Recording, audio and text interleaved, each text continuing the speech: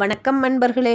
நாம் தற்போது நடக்க இருக்கின்ற 7.5 சனியினால் பலன்களை பெறக்கூடிய ராசிகள் எவை என்பதை பார்க்கலாம்.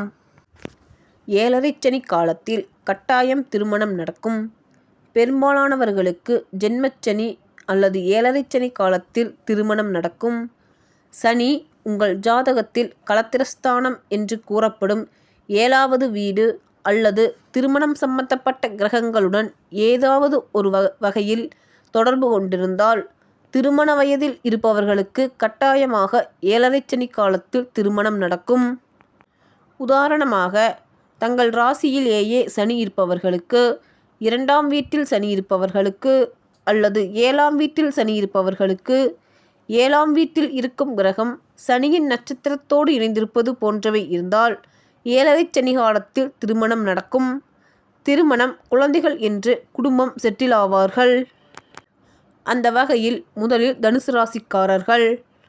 தனுசு ராசிக்காரர்களே, நீங்கள் கடந்த 7.5 ஆண்டு காலமாக சனி பகவானின் பிடியில் இருந்து துயரப்பட்டு வந்திருப்பீர்கள். 2024ஆம் ஆண்டு முதல் உங்கள் சங்கடங்கள் தீரும் காலம் வந்துவிட்டது. தொழிலில் வளர்ச்சி ஏற்படும். நல்ல லாபத்தை பெறுவீர்கள்.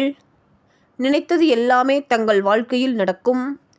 அதிர்ஷ்டம் உங்களை தேடி வரும் காலமாக இனி வரும் காலம் அமைய இருக்கின்றது. அடுத்தது மகர ராசிக்காரர்கள். மகர ராசிக்காரர்களுக்கு தடைகளையும் சோதனைகளையும் கொடுத்த சனி இனிமேல் விலகும் நேரத்தில் பெருமூச்சு விடுவீர்கள். 7.5 சனி இன்னும் 2.5 ஆண்டு காலம் தங்களுக்கு உள்ளது. வருமானம் தங்களுக்கு அதிகரிக்கும். சனி பகவான் வளர்ச்சி பாதைக்கு தங்களை அழைத்துச் செல்வார். இது நாள் வரை குழப்பத்தில் நீங்கள் இருந்திருப்பீர்கள். வருமானத்திற்கு வழியின்றி தவித்து வந்த நீங்கள் இனி பண வருமானத்திற்கு வழிகளை ஏற்படுத்துவீர்கள். அடுத்து கும்பராசிக்காரர்கள். கும்பராசிக்காரர்களுக்கு 2.5 ஆண்டு காலம் ஜென்மச்சனி காலமாகும். சனி பகவான் தலைமையில் அமர்ந்தாலும் உங்கள் ராசிநாதன் சனி பகவான் வெற்றிகளையே தேடித்தரப்போகிறார். தொழில் தொடங்குவீர்கள். சகோதர சகோதரிகளுக்கு நன்மை செய்யும் காலமாக இது அமையும். பெரிய அளவில் முன்னேற்றம் தங்களுக்கு கிடைக்கும். நீங்கள் கடல் கடந்து செல்லும் எண்ணம் உருவாகும். அடுத்தது மீனராசிக்காரர்கள். மீனராசிக்காரர்களுக்கு 7.5 சனி ஆரம்பிக்கிறது. அதாவது விரயச்சனி.